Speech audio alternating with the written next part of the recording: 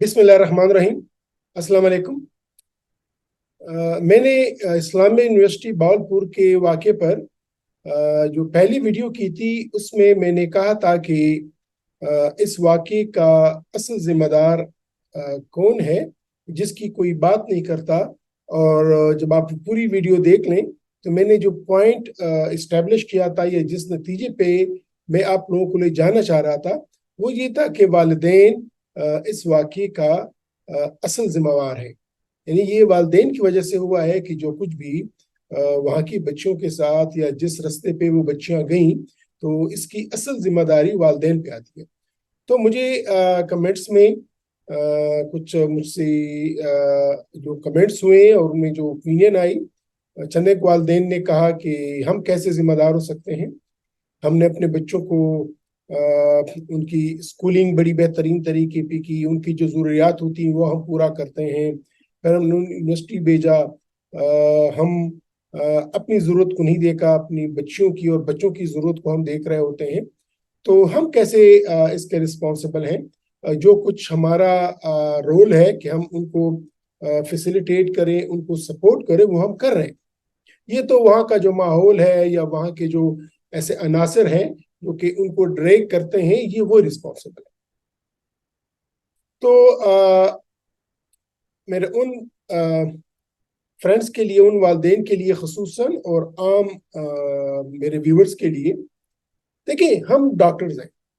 हमारे पास जब मरीज आता है, मसलन बुखार का मरीज आता है, तो हम सिर्फ उसको बुखार जायल करने वाली या एंटीपायरेटिक्स जैसे होते हैं या वो दवाइयां नहीं देते कि बस उसका बुखार खत्म हो जाए।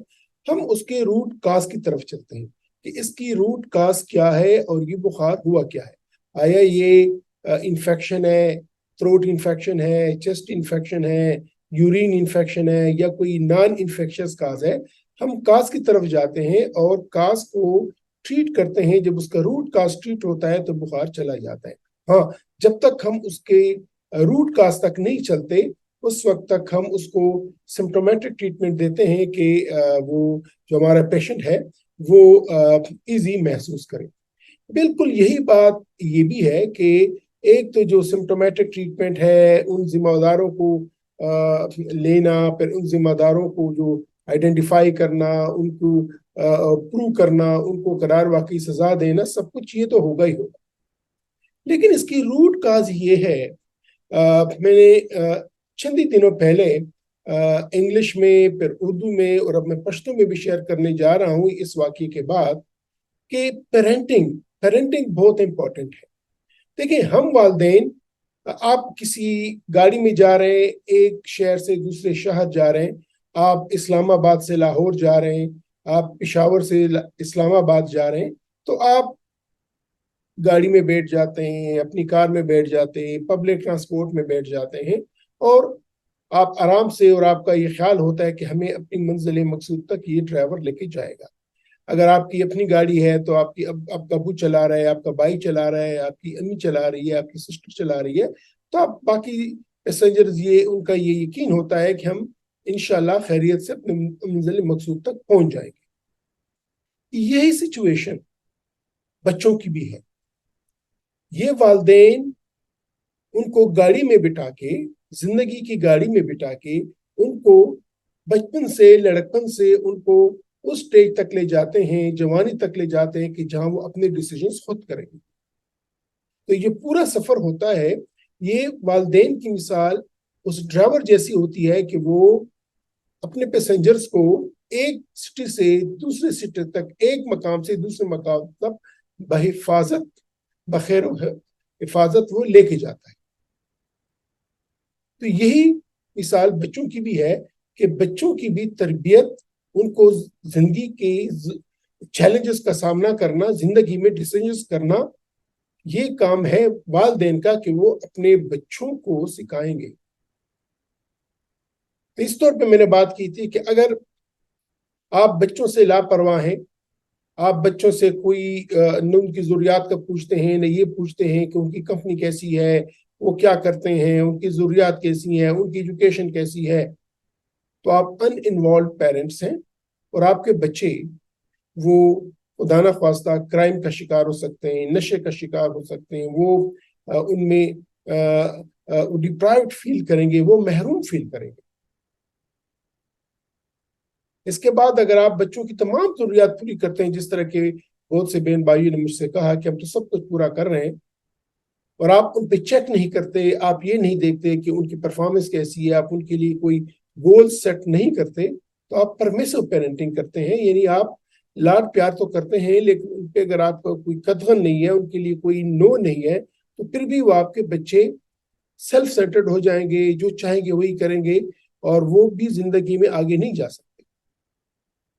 या अगर आप बच्चों पे इंतहाई ज्यादा कंट्रोल रख रहे हैं, इंतहाई ज्यादा उनको रिस्ट्रिक्ट कर रहे हैं, न उनकी बात सुन रहे हैं, न उनको अगर कोई इश्यूज है, कोई प्रॉब्लम है, वो सुन रहे हैं, बस आप कह रहे हैं कि मैं ही आपके लिए डिसाइड करूंगा, तो फिर आप अथॉरिटेरियन पेरेंटिंग कर रहे हैं, और ये भी बच्चों पे इंतहाई नुकसानदेह है। उनमें खुद एतमादी की कमी आ जाती है, वो अपने डिसीजन खुद नहीं कर सकते और उसके डिसीजन करते हैं। हाँ, अगर आप बच्चों की जरूरियात भी पूरी कर रहे हैं, आप उनको फैसिलिटेट भी कर रहे हैं और उन पे कंट्रोल भी रख रहे हैं, तो आप अथॉरिटेटिव पेरेंटिंग करते हैं। और अथॉरिटेटिव पेरेंटिंग ही एक बेस्ट पेरेंटिंग है। और अपने तमाम वालदेन से जो हमारे सोसाइटी में, मैं उनसे रिक्वेस्ट होगी कि आप अथॉरिटेटिव पेरेंटिंग करें। तो ये बच्चियां या और एजुकेशनल डिपार्टमेंट्स में और डिपार्टमेंट्स में जहाँ पे हमारी नौजवान नस्ल अगर इस तरह की एक्टिविटीज में इन्वॉल्व हो जाती हैं, तो या तो वो अनइन्वॉल्व पेरेंटिंग के चाइल्ड हैं कि उनके माँ बाप ने उनसे कोई पूछा ही नहीं है, उनकी कोई परवाह नहीं की है, तो वो बहुत अर्ली एडिक्शंस के और बाकी ये इस तरह के क्राइम्स का शिकार हो जाते हैं। या उनके पेरेंट्स ऐसे हैं कि जो उनकी तमाम जरूरियात पूरी करते हैं, लेकिन उनको ना नहीं कह सकते। तो अपने बच्चों को नो कहना सिखाइए। अपने बच्चों को लाइफ में, जिंदगी में लिमिटेशंस, सर्कल्स, लिमिटेड सर्कल्स बनाना और उनको एक लिमिट्स में अपने आप को रखना सिखाइए। इस पे मैं अलहदा से एक वीडियो करूंगा कि आप बच्चों को कैसा उनको ट्रेन करें कि वो अपनी लाइफ में आगे जाएं और अपने लाइफ के अपने गोल्स और अपने जो है ना बाउंड्रीज को बना सके।